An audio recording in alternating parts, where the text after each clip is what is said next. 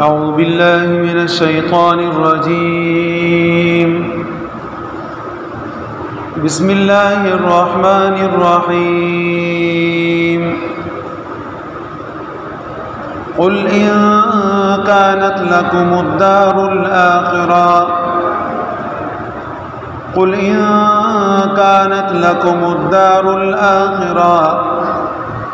آپ فرمائیے ان کانت اگر ہے تمہارے واسطے الدار الآخرہ آخرت کا گھر عند اللہ اللہ رب العزت کے ہاں خالصتاً تنہا آپ فرمائیے کہ اگر ہے تمہارے واسطے تنہا آخرت کا گھر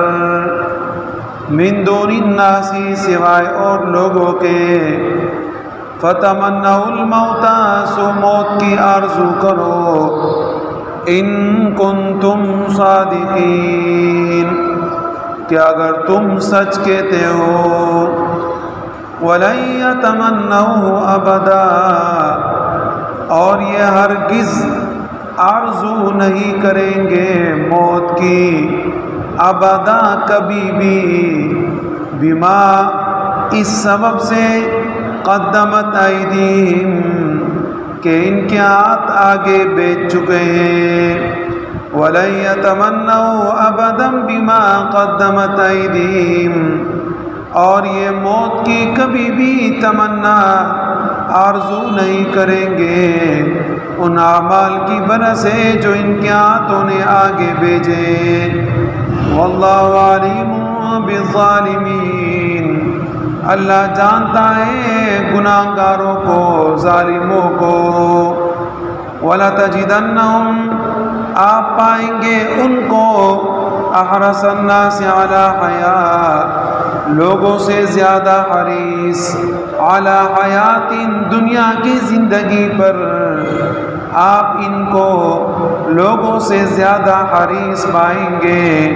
دنیا کی زندگی کے لیے وَمِنَ الَّذِينَ أَشْرَكُوا اور مشرکوں سے بھی زیادہ حریص ہے یود احدہم چاہتا ہے ان میں سے ایک لو یعمروا الف سنہ کہ ہو جائے ان کی زندگی 1000 برس وما هو بمزحزحہ اور نہیں ان کو بچا سکتا اتنی زندگی من العذاب عذاب سے وما هو بمزحزحہ من العذاب ان يعمر اتنی زندگی ان کو پھر بھی عذاب سے نہیں بچا سکے گی واللہ بصیر بما یعملون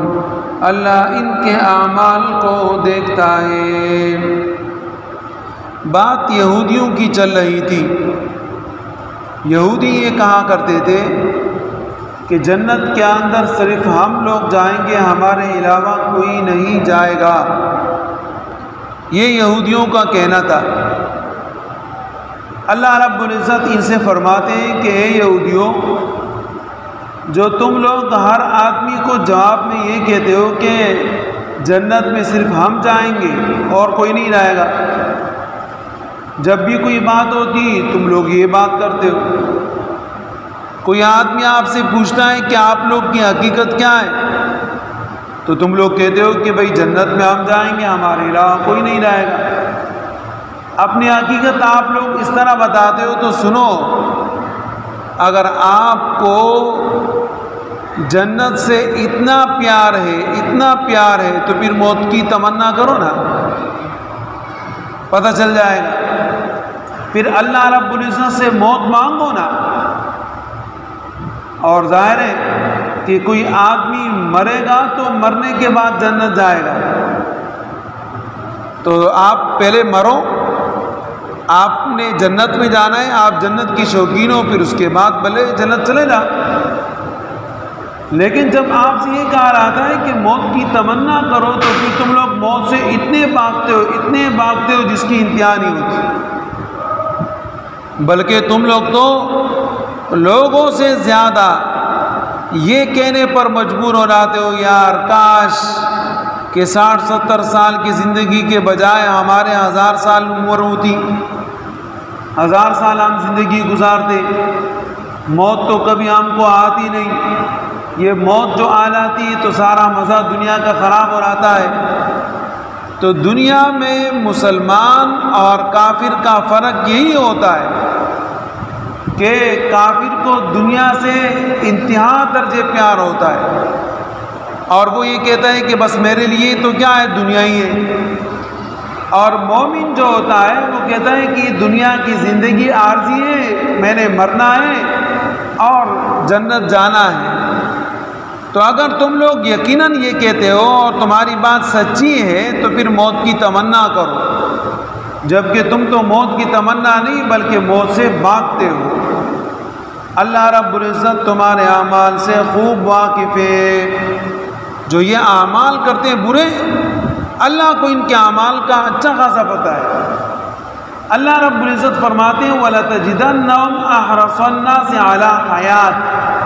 حیاتٍ جو اس کے اوپر تنوین دو زبر لگا ہوا ہے نکرہ کا، اس کا معنی ہے کہ کوئی بھی زندگی ہو، چاہے عزت والی ہو، بے عزت والی، بے عزتی والی ہو، بس ہمیں زندگی ملے۔ حیات ان کا معنی کسی بھی طریقے سے زندگی ملے،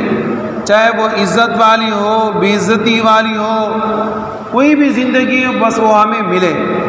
جو غیرت مند آدمی ہوتا ہے وہ کہتا ہے کہ اے اللہ مجھے عزت کی زندگی عطا فرما، بے عزتی کی زندگی سے محفوظ فرما۔ نبی علیہ السلام اپنی زندگی میں یہ دعا کیا کرتے تھے کہ اے اللہ مجھے اپنی اس زندگانی میں کسی کا محتاج مت بنا، اے اللہ مجھے عاجزی والی زندگی سے بچا، اے اللہ ایسی زندگی سے مجھے بچا کہ جس میں ذلت اور رسوائی ہو۔ اور یہ کہتے ہیں کہ بھائی زندگی ہونی چاہیے چاہے جیسے بھی ہو، عزت والی ہو، ذلت والی ہو، مرتبے والی ہو یا رسوائی والی ہو، ان کی تو یہ بات ہے۔ تو ان کو آخرت سے، جنت سے پیار نہیں، یہ اس بات میں مکمل جھوٹے ہیں، اور ان کو دنیا سے پیار ہے۔ اللہ رب العزت ہمیں عمل کی توفیق